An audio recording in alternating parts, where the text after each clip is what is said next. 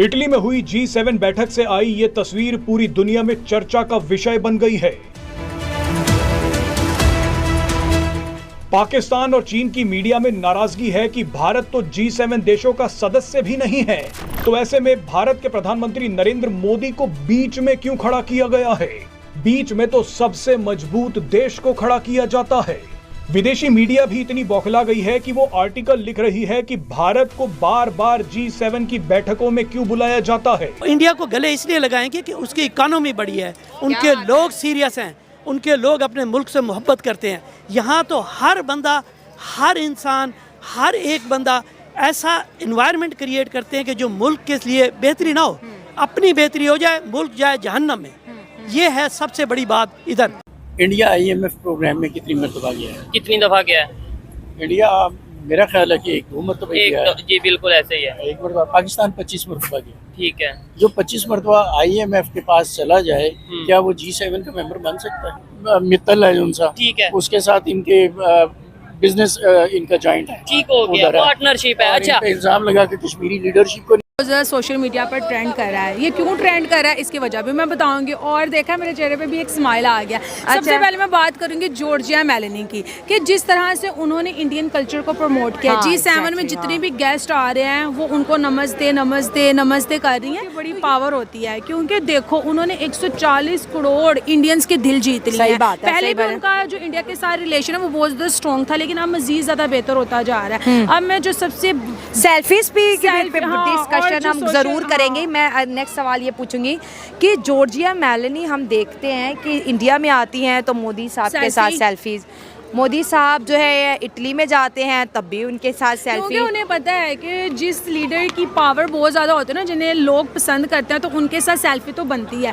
देखो उन्होंने जहाँ जहाँ पे वो सेल्फी अपलोड की है, कितने अच्छे कमेंट्स, वायरल हो गया। मैंने खुद देखी और मोदी जी कितने हंस रहे हैं, वो भी कितनी हंस रही है। बड़ा स्ट्रॉन्ग बॉन्ड दिख रहा है। इंडिया भी एक बहुत स्ट्रॉन्ग कंट्री है और इटली भी एक बहुत ज्यादा स्ट्रॉन्ग कंट्री है, और वो दोनों चाहते हैं कि हम एक दूसरे के साथ अपने रिलेशन को बहुत ज्यादा स्ट्रॉन्ग करें, और वो यही करने की कोशिश कर रही है। एक चीज और भी मैं दोस्तों के साथ शेयर करूं कि जो पोप फ्रांसिस हैं, जो कि कैथोलिक चर्च के मैं कहूँगी बड़े माने जाते हैं, उन्होंने भी मोदी साहब को गले लगाया। ये भी बड़ा वायरल हो रहा है। बाकी सबके साथ हाथ मिलाया, मोदी जी को गले लगा लिया। क्योंकि उन्हें पता है कि जो जितना ज्यादा मक्खन लगाएगा उतना ज्यादा वो आगे निकल जाएगा। तो मतलब मक्खन किस सेंस में? मतलब कि जो जितना ज्यादा मोदी जी के करीब आने की कोशिश करेगा, कुछ गले मिल रहे हैं, कुछ हाथ मिला रहे हैं, हर इंसान एक दूसरे से बढ़ के आगे जा रहा है कि मोदी जी की नजर में मैं आ जाऊं, मैं आ जाऊं, कि मैंने गले मिला था, मैंने हाथ मिलाया था, वायरल भी हो रहे हैं हो जाऊं और हमारी कंट्री का नेम आए कि इस कंट्री के प्रेसिडेंट थे या प्राइम मिनिस्टर थे।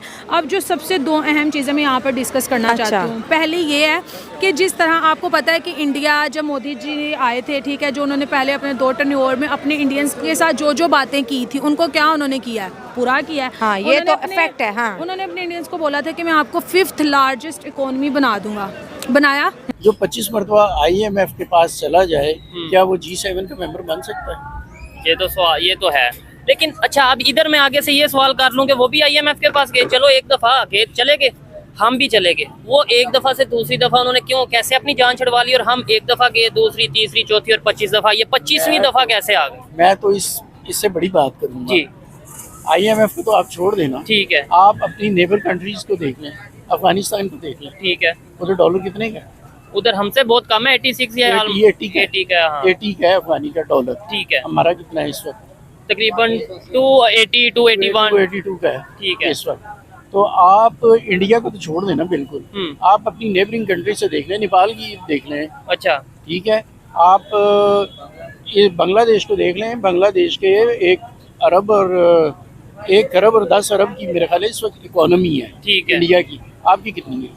ठीक है, 15, ऑलमोस्ट इतना ही। और उसमें भी बहुत सी ऐसी चीजें हैं जो कि अगर हमने रीशेड्यूल कराए हैं, जो पैसे हमारे पास बतौर गारंटी के चाइना ने $3 अरब वगैरह रखाया हुआ है, और बहुत सी चीजें आ जाती। देखिए वो G7 में गए हैं, G7 के मेंबर हैं वो। नहीं, वो G7 के मेंबर नहीं, यही तो बड़ी बात है, मेंबर नहीं है फिर भी बुलाया, उन्हें ऑनररी तौर पे बुलाया है उन्होंने, और पहले भी बुलाया है। ठीक है, इससे पहले भी गए हैं वो। ठीक हो गया। एक G7 की मीटिंग थी, उससे पहले भी गए हैं, ये पहला विजिट नहीं है, ऐसे ही है, ऐसे इससे पहले भी गए हैं। बात ये है ना कि वो उनके जो लेवल है उनका इक्वलिटी पे है। ठीक है, हम मांगने जाते हैं, तो इस चीज को हम चेंज कैसे करें? इस चीज को चेंज करना है कि हमने अपने जो हमसे हैं, ठीक है, इस मुल्क में एक तो सुप्रीमेसी ऑफ लॉ होनी चाहिए, जबरदस्त, ऐसे ही है, इसमें इक्वल राइट्स होने चाहिए। ठीक है, ये नहीं है कि एक जिसकी 25 लाख तनख्वाह है उसे 2000 लीटर फ्री है, 2000 यूनिट फ्री है, और एक 50,000 वाला है उस पर आपने 2500 टैक्स लगा दिया। ठीक है, जिन्होंने बजट बनाया, औरंगजेब साहब ने बजट बनाया, उन्होंने इतना बड़ा बजट बना दिया आपने, 1800 कितने खरब का बजट इस वक्त पाकिस्तान का बना है, तो आप मुझे 50,000 वाले का बजट बना दें। बजट बता दें कि वो कैसे मैनेज कर वो कैसे करेगा। मैनेज करेगा। अच्छा, पता चल गई थी। भारत भी जानता है कि जो रूस के साथ किया गया है वो उसके साथ भी किया जा सकता है। यूरोपीय देशों में रूस का जितना भी कैश, जमीन और सोना पड़ा था उसे फ्रीज कर लिया गया। उस संपत्ति से मिलने वाला पैसा यूक्रेन को देने का ऐलान कर दिया गया। लेकिन आपको याद होगा कि कुछ दिनों पहले भारत चुपचाप ब्रिटेन और स्विट्जरलैंड के बैंक में रखा 1 लाख किलो सोना वापस ले आया। भारत जानता है कि पश्चिमी देशों पर इतनी जल्दी भरोसा नहीं किया जा सकता।